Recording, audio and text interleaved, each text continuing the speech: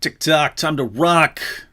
Good evening, good morning, good afternoon to everyone who's watching from all over the world. This is This Week in Jihad, where every single week we think that we're not going to be back the next week because we think that the jihad will suddenly stop because Islam is so relentlessly peaceful. But every week, jihadis throw a cup of cold water right in our faces. It's a sad life. Sad life. Anyway, David Wood with me now. Terrible change, David. Really, every week I think this is going to be it. We're going to take the week off. Mm-hmm. Or we actually could come and say jihad is over. Yeah. And now there's nothing else that needs to be said and done. Mm-hmm. We can just relax and watch some old Mary Tyler Moore Show reruns, and everything's going to be great. Yeah, it's like it reminds me like every time a mob, beats someone to death in Pakistan for supposedly, insulting the Quran or insulting Muhammad, and then it says and they arrested those people and the government's going to crack down. And I think, well, they got all the culprits, they got them all. So now it's over. And then it happens again, and I'm like, I'm so confused right now. These jihadis are confusing me. It's a very confusing religion. Everybody knows, every non-Muslim politician in the West knows for sure that Islam is a religion of peace and tolerance. Mm-hmm. And yet, so many Muslim clerics who've dedicated their lives to trying to understand this religion and perfectly and communicate it properly don't seem to grasp that. They really should just sit down with Hillary Clinton or John Kerry or Pope Francis and get the true Islam. Yeah, and it is weird how every politician, every journalist, every educator, every entertainer in the West is an expert on Islam and is thoroughly qualified to explain when something has absolutely nothing to do with Islam, namely, terrorism. They all know it. They know it inside and out. And so it's an interesting religion where the people who know the least about it are the most qualified to explain to everyone else what it teaches. And the people who know the most about it, like al-Baghdadi, the caliph of the Islamic State, who had a doctorate in Islamic studies, although I hasten to note that a Muslim professor recently remonstrated with me for passing on those reports that al-Baghdadi had a PhD in Islamic studies and assured me that he only had a PhD in Quran recitation. And of course, we all know that you can recite the Quran without having the slightest idea what it means and what it's all about. But in all seriousness, al-Baghdadi, many others have had degrees in various forms, various aspects of Islamic studies, and yet we're supposed to believe they don't know anything about the religion whatsoever. And we're supposed to believe that Muhammad and his companions knew absolutely nothing about Islam, because when we quote Muhammad saying, "I've been commanded to fight people until they say there's no God but Allah and I am his messenger," we think that Muhammad knows what he's talking about. And we think that Allah knows what he's talking about when he commands, fight those who do not believe in Allah. We think they know what they're talking about, not realizing that it's Western journalists and politicians who know better about Islam and what Islam truly is than Allah and Muhammad and the companions of Muhammad. So, of course. Yep. Quick thing, David. Yep. So shall we go to the news for this week? Yes. One quick comment here. Ashton Sharad says, "Hello, David. I want to say I'm a fan of both of you." That's wise. "I want to ask a question so I can share the gospel with my Muslim friends. What do? I don't want them to go to hell." So you want to share the gospel with your Muslim friends. I have a video titled something like "How to Share Unpleasant Facts with Pleasant Muslims." Check that out, and that would be a good start. So check out my video on that, and I'll give you basically my approach when I'm talking to someone. If I'm talking to someone one-on-one, it's not someone who's being aggressive, not being mean, not being hostile. So anyway, the point is, just because you see me on YouTube and I'm blasting away at Muhammad or something, don't think that that's how I am in every situation. So if you're talking about a Muslim friend and you really want to have some good discussions with your Muslim friend, I got some pointers for how to go about that. All right, now, this is, if you want to say that we're going to go into this week in Jihad, Robert, I'm guessing this show is pretty much over because I can't imagine you would have anything from the religion of peace. Yeah, unfortunately, I have about 25 tabs open. I'm not sure we'll be able to get to everything. Oh, my goodness. But it's been a very busy week, as it always is in Jihad. And this ranges from Jihad massacres in several countries to fake hate crimes to Islamophobia, conspiracy mongering, and Islamic anti-Semitism, and also to actual Islamophobia in a couple of places in Europe, where 2 teachers were fired this week for Islamophobia. Mm-hmm. And well, it's interesting to note good riddance to them. Yes, of course. The denizens of the guardians, I should say, of multiculturalism, peace, and tolerance would say that these people were bigoted, racist, hate mongers, and they got everything they deserved. But it's noteworthy that probably the very same people who were cheering the firing of these 2 teachers, one in France and one in Switzerland, would be hailing the same teachers as heroes if they had been equally critical of Christianity. Mm-hmm. It's not really that they believe in not insulting or criticizing someone else's religion. It's that they especially don't like criticism of Islam in particular, which for some reason has become, well, actually for some very good reasons and important reasons, that has become the secular left's favorite religion. And I think they both share a bent toward authoritarianism, a distaste for freedom of expression and so on, and that leads to their kinship. But in any case, there's no doubt, when you look at some of the famous atheists in the world, Richard Dawkins, Sam Harris, and so on, when they criticize Christianity, they're heroes. But when any of them have ventured into criticizing Islam, it suddenly becomes quite a different story, as you well know. Yeah, it is interesting because, on social media included, you can blast away at Christianity all you want. You're safe. You can blast away at atheism all you want. You're totally safe. As soon as you start saying, I have a problem with Muhammad saying that you can beat your wives into submission, or that you could take women as sex captives, or that, Islam has to violently subjugate the rest of the world, or that apostates have to be killed. And you say, hey, I have a problem with apostates being killed. Suddenly, by objecting to that command of Muhammad, you're a racist and a bigot and a hate monger, and you're the one who has to be silenced. And it's just so interesting that these, Western journalists don't want anyone to object to killing apostates. I mean, keep in mind, this is a problem. People keep dying over these commands. And a lot of people in Muslim countries aren't free to stand against those commands that are getting them killed. That means if there's any criticism, if anyone's going to criticize these teachings, it kind of has to come from outside, from people like us.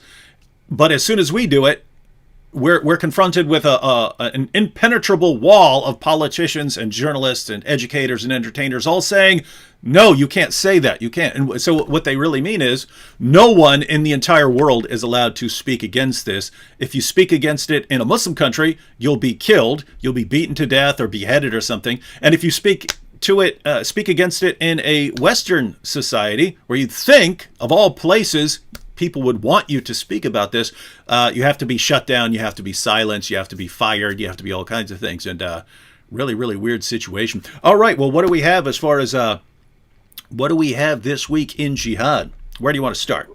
Shall we go to Zahra Baloo? Oh, you want to say, I got a video clip of her.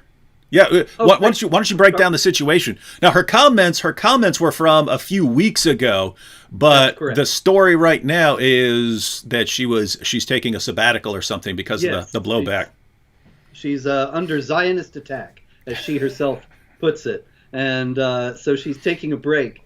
It's a public relations disaster for the Council on American Islamic Relations. She's the head of their San Francisco chapter. She's very vocal, highly anti-American, supportive of jihadis, and she's been doing this for years.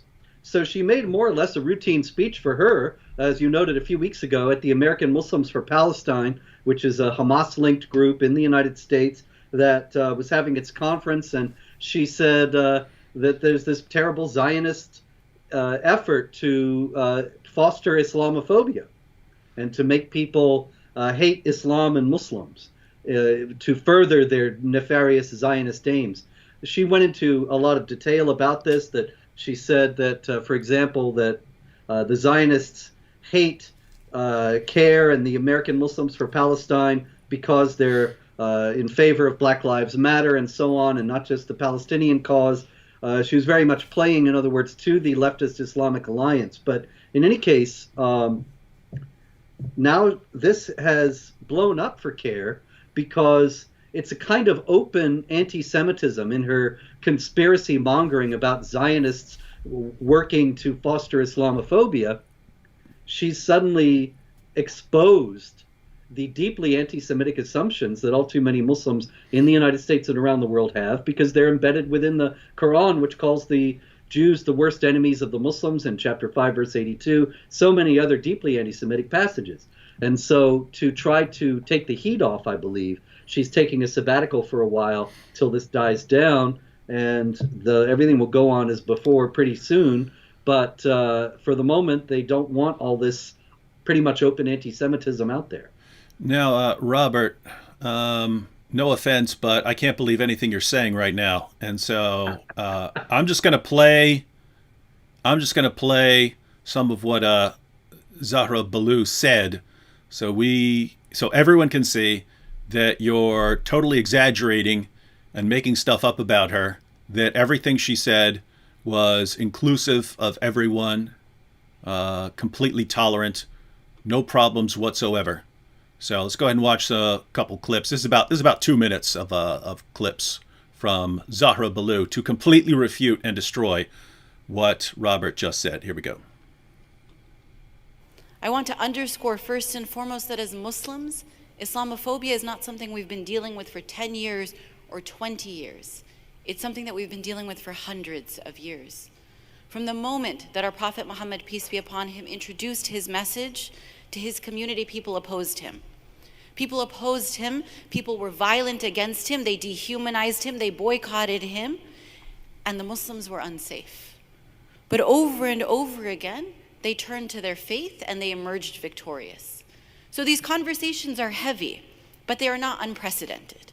It can feel difficult at times, but we have a history of winning. We don't have a history of being richer or more powerful necessarily. We have a history of winning because we have Allah on our side. I want to underscore what Brother Atta said, which was that this, at the root of this, is a dehumanization of our communities. Muslims are not good enough. Arabs are not good enough. Palestinians don't believe in peace. They teach their children violence. If they would just stop fighting, then everything would be okay.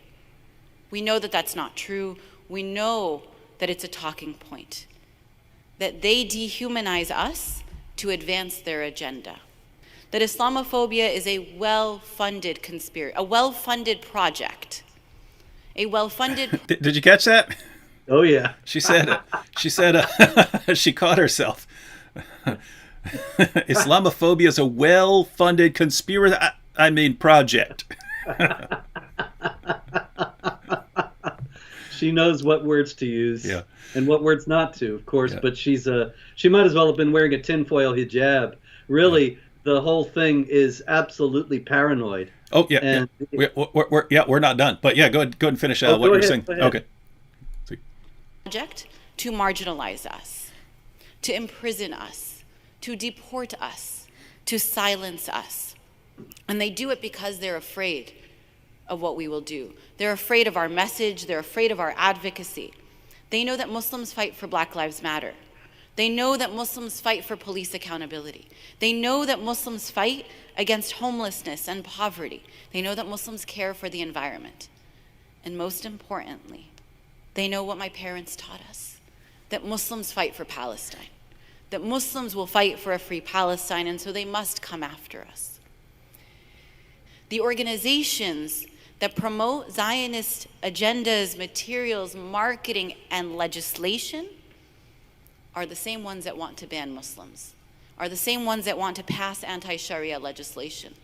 The police officers in the United States who kill unarmed black men, women, and children are trained by the Israeli military. The technology that is used at the US-Mexico border is the same technology used at the apartheid wall. Robert, did you catch that? The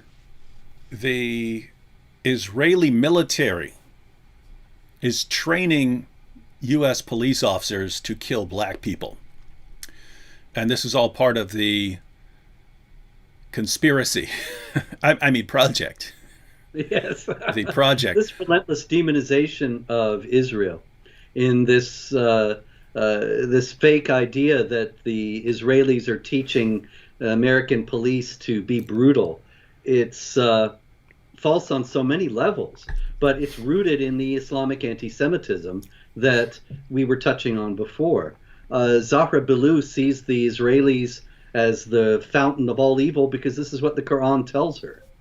And she's getting a little bit too open about it in this for the politically correct environment in which CAIR operates. Yeah, and I mean, it's one thing to say, hey, you know, there was a Hamas strike against Israel and Israel fired a missile back and a bunch of innocent people died. And hey, you know, I condemn Israel for this. They should have been more careful. That's one thing. But then you have the insane stuff, right? You have the completely just where in the name of common sense are you getting this from? You sound insane. And we see this all the time, like the Jews are training animals to bring this in, and they're putting what were they? I have lots of animal stories over the years, not this week, but lots of animal stories at Jihad Watch over the years. In the Egyptian press, the Iranian press, various others, they've caught pigeons, they've caught seals. They're all trained by the Zionists to carry out various nefarious operations. They're being trained like Western police officers. Yeah, Western police officers are being trained to go around killing black people, according to the Council on American Islamic Relations. And then so the point is, you can criticize the U.S. government, the Israeli government, any European government, and say, here's something they did and I disagree with it and here's why. But then you have like the insane things, like I don't remember exactly, but wasn't Israel supposedly putting chemicals in their drinks to make women more sexually aroused to get them to be unfaithful to their husbands and so on? And I've just seen all kinds of amazing stuff like that. But then she also said, why do they hate us? Why do they attack us? Because they know that we stand up for the homeless, and we fight for those in poverty, and we protect the environment. Now, Robert, you've been doing this a long, long time, and you know other people who have been exposing jihad over the years. Let me just ask, and I want an honest answer.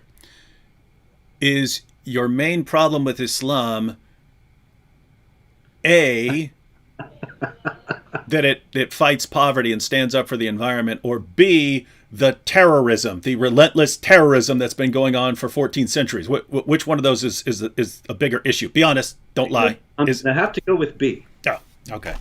I'm afraid that I've never heard anybody in well over 20 years saying, I really dislike Islam because it encourages people to care for the homeless and the environment. Never once have I heard anyone say that. And Zahra Billoo, of course, is ignoring the elephant in the room.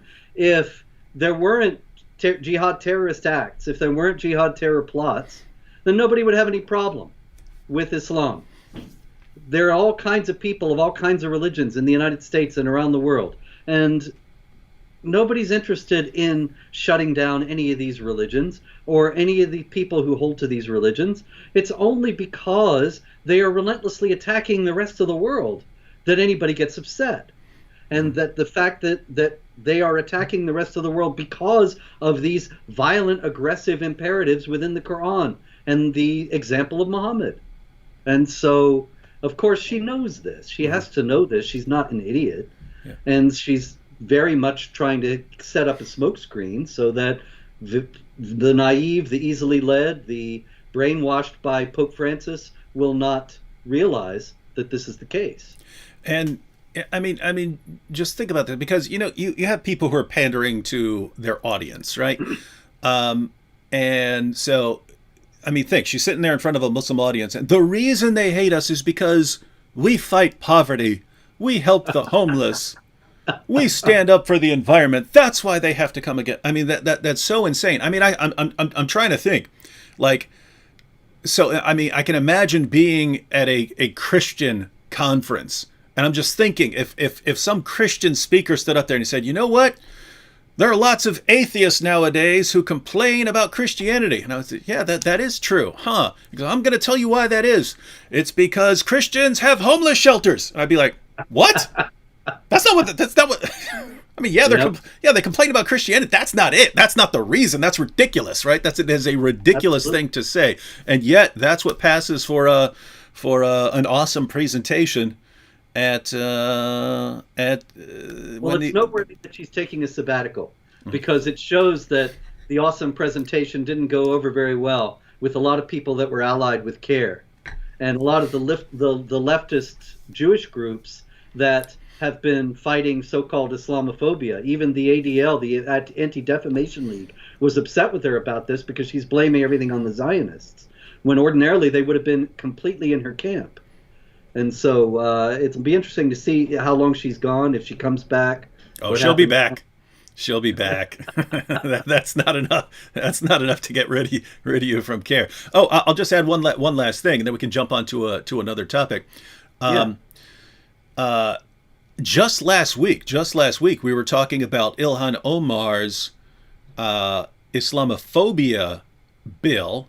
And one of the criticisms that was raised by a congressman who opposed the bill was, what's she doing? She's allied with CAIR, the Council on American Islamic Relations, and there are all kinds of problems that you could point to with the Council on American Islamic Relations. And he was blasted for bringing that up.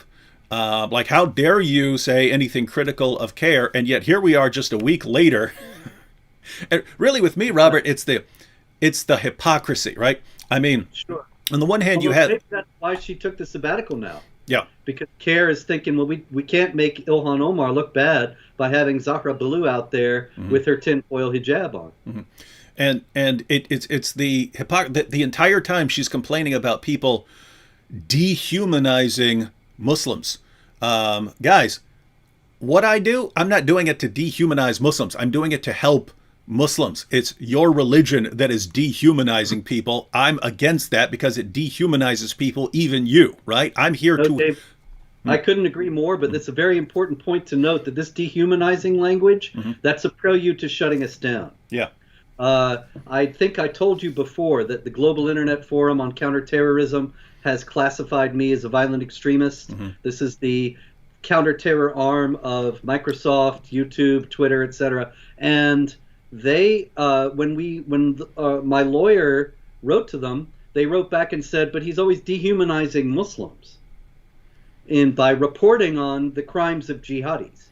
Yeah. And so this dehumanizing business is really, what it amounts to is dehumanizing. The definition of it is criticizing somebody we don't want criticized. But it means that we're ticketed for being silenced. Yeah, and that's what I mean by the hypocrisy. Because if you look at what she's doing, the entire time she's speaking, she's dehumanizing the groups that she's opposing. They're all conspiring to go around and go on killing sprees and murder everyone, and they're training people to go out and kill black people, and it's just because we want to feed the homeless, and they don't want us to feed the homeless because they hate the homeless so much. It's like she's demonizing and dehumanizing the people she disagrees with in every possible way, making them sound like the most evil people imaginable by all kinds of false accusations. Her religion does the same thing. Jews and Christians are the worst of creatures, according to Surah 98, verse 6 of the Quran. We're the worst of that's dehumanizing. That's actual dehumanization, right? We're lower than pigs. We're lower than cattle. That's what Jews and Christians who reject Islam are. So the religion dehumanizes us, their speakers dehumanize us, and their complaint against us is we're dehumanizing them for saying, hey, don't believe when the Quran says fight those who do not believe in Allah. Don't believe that. It's not a true revelation. Don't believe that guy when he says that to you. And you're dehumanizing us by saying not to slaughter people in the name of Allah. You're dehumanizing us by saying that you're not the worst of creatures. This is some amazing stuff. All right, what else? It is. What else we got? It's absurd. But in any case, we can go now to Fairfax, Virginia, Fairfax High School, where a sophomore. And because she is a minor, I guess it's best that I not mention her name, but her name was all over the papers when she accused two students at Fairfax High School of ripping off her hijab in the midst of an Islamophobic attack against her. I got what we can call her, Hijabi Smollett. That's good. That's good, because that's exactly what she is. As it turned out, the Fairfax police investigated the incident, and they found no evidence of a hate crime. And they even issued a statement saying that she admitted that this whole thing was not actually the way that she had originally told the media, that there were no Islamophobic statements made, that it all just turned out to be a fight between two students, and she was involved. And apparently she was trying to cover up for her role in the fight by claiming that it was a gratuitous Islamophobic hate attack. But it's just indicative of how much our society is avid to find this kind of thing because of this caricature of these redneck Islamophobic racist louts roaming the streets, brutalizing innocent Muslims. And these things become huge media events and are broadcast everywhere. And then more often than not, they turn out to be fake. And it's really because, hate crime nowadays, victimhood is high status thing. If you're a victim, you get all sorts of perks and all sorts of special consideration. And hate crimes are the currency of victimhood. So she was just trying to get rich. And once again, as is so often the case, it didn't work out. And I mean, I'm sure that the media by now, after so many of these fake hate crimes, has learned its lesson. And when they heard that this hate crime, this heinous hate crime had occurred, that they said, you know what, before we talk about this, we need to investigate. I'm sure that's what happened. Right? Not a chance. I remember one of these. You may remember this because it wasn't too far from us, but there's an amusement park in New York. This was several years ago, and there was a bunch of Muslims went to the park and so on, and they told a Muslim girl in a hijab that she can't wear her hijab on the roller coaster because you can't have things on your head because it can possibly get caught on something and that would choke the life out of you and you'd die. So you can't be going around this roller coaster where something hanging off your head, it gets loosened up, it wraps around something, and so they just have a rule against headgear. And then so there was this massive outcry. Everyone's racist, everyone's Islamophobic because people don't want the Muslim girl to get her head torn off on a roller coaster. But I just read, I think it was just several months ago, that same girl, if I recall correctly, I believe that same girl was later killed in an honor killing. She was killed by her family over something else. And I didn't hear that. It's just amazing that the big threat to this girl is people are telling her, hey, don't wear headgear on a piece of equipment like this, and then she actually ends up getting killed. Yeah, I might have to. I didn't do a video on that. I might have to look that up. I have a very similar incident. This is from about 4 years ago, there was a very similar story as the one in Fairfax High School. There was a girl said she was on the New York subway and she had her hijab ripped off and the whole subway car was crowded, she said, and nobody came to help. Everybody was watching as these two terrible right-wing Trump supporters tore her hijab off and abused her, and everybody sat there and watched. And I thought, this is 2017. Nobody took a video? Come on. That was one thing. But ultimately, it all came out that she had made it all up. She had been out with her boyfriend. Her boyfriend was not Muslim. Her father did not approve of her dating a non-Muslim. So she made up this story to explain why she was out and out late. Okay. The worst part of this, though, David, is that right after all this happened, and she was charged with making a hoax police complaint, she appeared in court, and her father was with her, and her head was shaved. I remember that. Now, the head shaving was done by her father to humiliate her because she had disobeyed him. And that was an indication that she was in imminent danger, possibly of being honor killed herself, but clearly in a very abusive situation. And yet nobody picked up on it because that's not the narrative that the establishment media wants. They only want stories that give the impression that Muslims are the victims of widespread discrimination and harassment in the United States, which is not the case. And so in that case, it wasn't, hey, I want a media frenzy or something like that, or I want to put out a book on how I'm a victim of a hate crime and I want to get CNN involved. It's just, I don't want my dad to find out that I was hanging out with someone, and because my dad might kill me over this. And so she stepped into the media firestorm probably without realizing. Yeah, and gosh, that's a situation where you got to say, okay, I mean, I don't blame you. I don't blame you. You're trying to avoid getting killed by your dad, and so you come up with this story. Just, gosh, needed a better story, I guess. Well, the problem is that when you make a complaint like that, they're avid to investigate because this is the kind of crime that everybody wants to see nowadays to validate their assumptions about American society. And so she had to know that when it was investigated, it wasn't going to hold up. Yeah. Probably didn't realize that because when you're 18, you don't always think things through. And if you're told all your life, well, everyone's in on this and this big conspiracy of all these people in positions of power who are conspiring to target the Muslim community, you might think, well, they're gonna gloss over this, and my dad won't be too upset if he thinks I'm just a victim of a hate crime, and so might think she'd get away with it, and not realizing, wait a minute, actually, the vast overwhelming majority of people in the United States don't want hate crimes against you, even if you're Muslim. And if they think there's been a hate crime against you, they're going to investigate to get to the bottom of it, to arrest people who committed this heinous act against you. Problem is, over and over again, they just keep turning out to not be true. Yes. As a matter of fact, I can't remember the last anti-Muslim hate crime that actually was true. I've got a whole category of hate crimes at Jihad Watch, and again and again and again, they turn out to be hoaxes.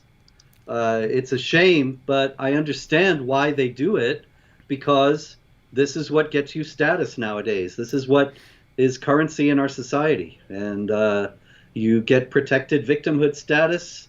You reinforce the idea that Muslims are victims in the United States, so they need special consideration. They need less attention paid to Sharia, less attention paid to jihad. There's no downside. And just to be clear, in case those who've been conditioned for decades by groups like CAIR to think that people want hate crimes against Muslims. Robert, you've been railing against jihad for a long time. Are you in favor of people walking up to Muslim girls and tearing off their hijabs and things like that? Or would you condemn that sort of thing? David, I am not in favor of that kind of thing, and I condemn it unequivocally. The idea that criticizing jihad violence and Sharia oppression of women means that you want anybody to be brutalized is kind of absurd. The whole reason for opposing jihad violence and Sharia oppression is because you don't want people to be brutalized. And so there's absolutely no justification for that kind of behavior. And anybody who claims that I or anybody in this field is in favor of such a thing is not telling the truth. Yeah. So, guys, I don't know how we can make this any clearer. One of the main reasons we have problems and objections to Islam. There are all kinds of reasons, but the oppression of non-Muslims, the oppression of women, the oppression of even the non-dominant Islamic sect, the violence against them, basically people doing things that they have no right to do to other people. That's the problem. Well, guess what? We're not in favor of doing that to Muslims either. Did you catch what Robert said? That would defeat everything we're saying. If people said, "Hey, we want a society where Muslims are second-class citizens and people can walk around and abuse them," like the reverse in Pakistan, where you have Muslims and they can go around abusing Christians and Hindus and so on. We want a society like that in reverse. No one wants.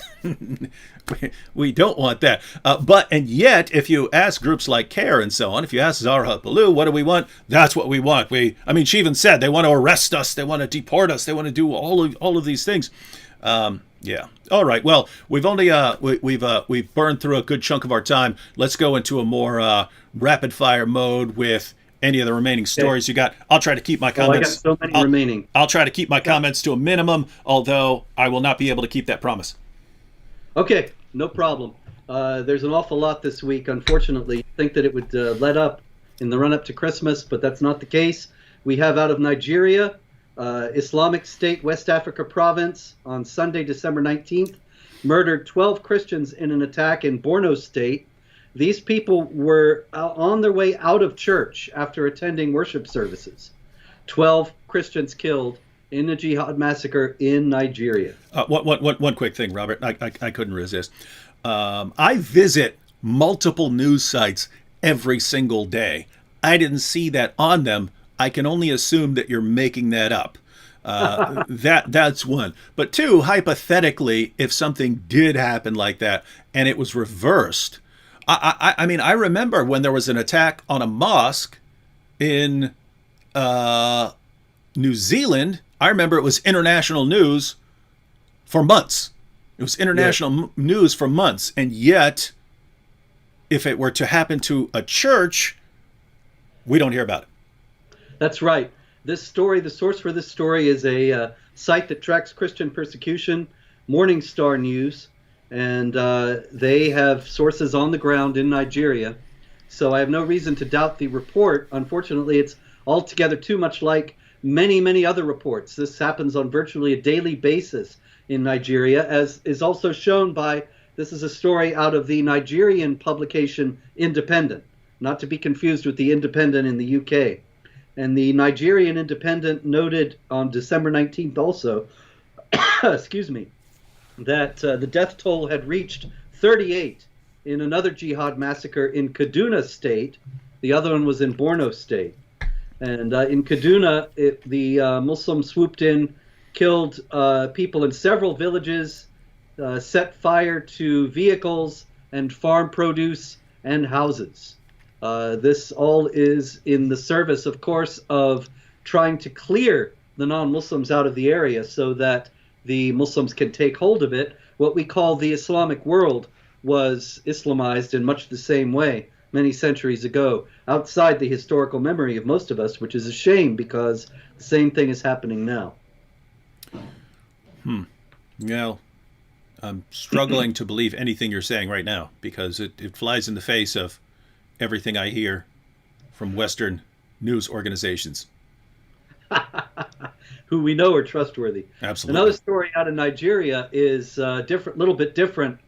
There is a bill that was introduced there by a senator, Abiodun Olujimi, and she has introduced a bill calling for the equality of rights for women. And Muslim senators are opposing it. on the grounds that it is anti-Islamic. Wait. Can you repeat all of that real quick? So Sure. she proposed what? A bill calling for prohibiting discrimination against women, providing for the equality of rights of women. Mm-hmm. And the Muslims in the Senate say no, they're not going to support this because it is un-Islamic. It contravenes Islam. Abu Bakr Yusuf, representing the Taraba Central Senatorial District in Nigeria, he said this equality infringes on the Quran. I will not support the passage of the bill until the word equality is removed. When you bring equality into it, it infringes on the Quran. Well, gosh, I'm still He confused. said it. Where's He he? obviously has not learned the true peaceful teachings of Islam Did- that Joe Biden could tell him if he remembered them. But unfortunately, the imams in Nigeria seem to be teaching some Islamophobic perversion of Islam. They must be getting all their information about Islam from your website, because where else could they be getting it? I mean, there's no other place they could be getting their view of Islam other Yes. than your website. That's it, man. Okay, let's see what else we got here. We have, also another story out of Nigeria, and this is about Muhammad Mubarak Bala, who is a Muslim who left Islam, was a Muslim. He is the president of the Humanist Association of Nigeria, and he has been in prison for some time for blasphemy. And he was forced, he recently disclosed, he was forced to pray as a Muslim while in prison, even though he is very publicly not a Muslim. As a matter of fact, he's in prison for not being a Muslim. His posts were not actually blasphemous or inflammatory in any way. They were just critical of Islam. So his case is kind of a microcosm of what we're looking at happening in the West if hate speech laws and other forms of law, other laws that would criminalize criticism of Islam are brought in, and people would say, oh, that could never happen. Actually, it's well on the way to happening. Wow. Interesting stuff. Now, Robert, I'm on your website right now. Okay. What is this about Putin saying that 32 terrorist attacks were foiled just in That's 2021? That's just this 32. year, 32 terrorist attacks? Yep. So that's two and a half every month. And that's in all over Russia, but almost certainly we're talking about jihad terrorism in the first place. He did not specify, but that's really the only terrorism that Russia has to deal with. The Chechens, the Dagestanis, the Muslims in the Caucasus that's been a hotbed of jihad activity for years. The Tsarnaev brothers who carried out the Boston Marathon attack are from that area. And so it's very clearly still a jihadi hotspot, obviously. And that makes me think that Russia's kind of on the ball with these terrorist attacks. If they're stopping all these terrorist attacks, and then we don't hear about a lot of terrorist attacks, it's kind of like the U.S. I mean, I think of the government as idiotic and incompetent when it comes to jihad, and yet I remember in New York, because I lived in the Bronx, I counted like 12 foiled terrorist attacks in a row. There were like 12 in a row that they stopped before they actually happened. I think that, the counterterrorism people are actually more on the ball than a bunch of the idiot spokesmen for our government. They have to be quiet about it and send the idiot spokesman out to say the politically correct things. But clearly they've been more attuned to it than perhaps they've let on. Related to this is a story out of France,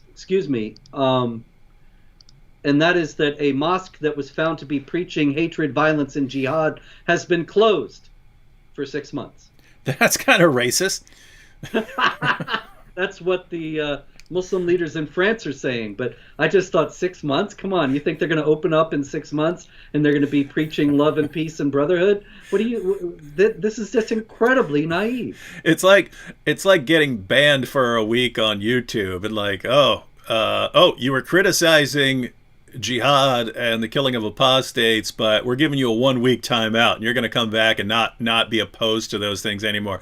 Oh, what? Your mosque is preaching, you're calling for the violent subjugation of the entire world and killing apostates and all these things. We're going to shut you down for 6 months. Like, you're not going to, you can't meet anyway. And we know your hearts will melt during that time, and you'll learn your lesson, and you'll come back. You'll come back way more peaceful. Just imagine how embarrassed the French authorities will be when they find out that hatred, violence, and jihad is standard Quranic teaching, and it's not just this one mosque; it's all over the place. But clearly, they don't have any idea of that, and it's just incredible to me how irresponsible these public officials are in dealing with large and growing Muslim communities all over Europe, and they're pretending that they're dealing with something that is other than what it is. And an example of what happens there, sorry, I don't mean to keep interrupting you, but I was just going to go to Sweden, where a Muslim migrant was recently arrested, and when he was arrested, he's caught on video screaming, "I am ISIS! I have been with ISIS! I will continue with ISIS!" Now, maybe he was just showboating, but there are guys who are with ISIS who are in Europe, who came in with the refugee streams. Yeah, and notice, now they're returning. But before that, when ISIS said, "Hey, we're establishing the caliphate, and we're going to go around, we're going to kill all Shias or any Muslim from any deviant sect. We're going to kill them. We're going to subjugate the Christians. We're going to make them pay jizya. Women we capture, they're gonna become our sex slaves." And people started pouring out of the mosques in the UK and France and so on, and flooding to this area. And so it seemed like a pretty popular thing to do. And so the idea is, hey, these people who went and joined ISIS, they already had those ideas that that's what real Islam is. It's just they were just waiting. They're just waiting for someone to stand up for true Islam. And as soon as it happens, oh yes, we need to go. I mean, teenage girls already had the idea that this is what true Islam is. So they find out, oh, now we're establishing an Islamic state. They say, yes, I want to go be part of that. I don't want to be here in the UK. And it's just we get attacked for bringing this up, that you have problems in these communities, when, hey, I've known tons of peaceful Muslims over the years. I've had Muslim friends that I know were not trying to deceive me. They were not trying to hurt me. I've known their families. Their families weren't trying to hurt me. Their families were genuinely peaceful people. But that is saying, oh, but you have, plenty of Muslims who are peaceful in these communities. That's not the problem. It's if wherever a group goes, there is this significant minority who want to go around killing and slaughtering unbelievers and subjugating the entire world. You say, oh, but it's a minority. Yeah, what are you guys what is the Muslim community? What is CAIR going to do about these people in your community? And so you have this significant minority who want to go around killing. You have a bigger minority who, even if they aren't going to go out and slaughter people in a terrorist attack, they still approve of the attacks. And then you have large numbers who approve of things like killing apostates and things like that. And you go to a place like Egypt, and then you get to like, what was it, 85, 90 some percent of people approve of killing apostates. And so you have tons and tons of people. And so I can sit here and say, hey, look at the problems that are going on in these communities. And you say, aha, but the terrorists are a minority. Right, but it goes wherever Islam goes. You have this minority who wants to kill people. And we ask you what you are going to do about it, what your organization, what your Muslim organization, what your mosque is going to do about these people who want to blow us up at random. And you say, nothing we can really do about it, because they're just weird people with weird ideas. And okay, well, if you can't deal with them, then Robert and I will try dealing with them, but we're not allowed to deal with them. So once again, we're stuck with a problem. Everyone has to shut up in the face of jihad. Yeah. I've had so many of those guys tell me, oh, you don't understand Islam. Islam is truly peaceful, and so on and so on. And I say, why don't you go and try to explain this to Al-Qaeda or ISIS? Oh, they're fanatics. They're crazy. You can't talk to them. Okay, so then nothing can be done about this, apparently. Nothing. And it's interesting to me how many Islamic apologists in the West All they want to do is convince non-Muslims that Islam is peaceful. But they're not doing anything within the Islamic communities to try to deal with this problem. Meanwhile, in Austria, David, we have a morals police force. And usually they are Chechens who have been forming this police force of guardians of morals in Vienna. And they have been beating people. They have been beating women and children for violating Islamic law in Vienna, Austria. Well, I mean, if you really want to know what would help the world, it would be followers of a prophet who had sex with a prepubescent little girl, imposing those moral values on other people. Yeah, well, there's the problem. And of course, the difficulty is that Islam is an empire of fear. It's not real virtue. You know, in Christianity, the idea is you resist sin because you love God. You understand that this is not really what is good or right for you. It will be better for you if you don't do it, and so on and so on. In Islam, it's just because there are these draconian punishments that you don't sin. It's because you're too afraid to sin that you don't sin. And this is what this morals police force in Vienna is kind of symbolizing, that they don't go to you and try to convince you that it's better to be virtuous. They just beat you up. And then you think, well, I better be virtuous, so these guys are going to come beat me again. Yeah, and really, I mean, from an ethical perspective, from the perspective of ethics, you're not making people more moral by, beating them for doing the wrong thing. You're kind of taking away their ability to do the right thing for the right reason. In other words, imagine I'm walking down the street and I see a purse filled with money and jewelry on the ground. Some woman dropped her purse filled with money and jewelry. When I'm in that situation, I actually have an opportunity to do the right thing for the right reason. I can return it, or I can say, you know what, I'm kind of hard up for cash, so I'm going to go ahead and keep it. But I have a choice right there to do the right thing or the wrong thing. If I'm walking down the street and I see a purse filled with money and jewelry, and I look down and all of a sudden I look up and there's a guy with a club standing over me, well, now I don't have a choice, right? I have to hand that over. There's no option, right? I can hand it over. I haven't done anything right. I haven't done anything good. I have preserved myself from getting bashed with a club. It was completely self-serving. And notice, if your entire moral world is governed by, not being beheaded or not being lashed or not being, beaten or not being beaten up by your husband and things like that, if your entire moral world is just a system of fear, you never actually develop morally. You don't become the sort of person who can resist temptation. And I don't think it's a coincidence, Robert, that you have immigrants coming from, the Middle East or from Pakistan, where there are all these punishments, and they get to the UK and all of a sudden, they form rape gangs and stuff like that, because hey, if I can take it, I'll do it. I don't get beaten and tortured here for doing this. I can get away with it here, and they have no inner moral strength. They're uncovered women, and the Quran says in chapter 33, verse 59, that the women should cover themselves so that they are not molested, which has the subtext of then the women who aren't covered can be molested.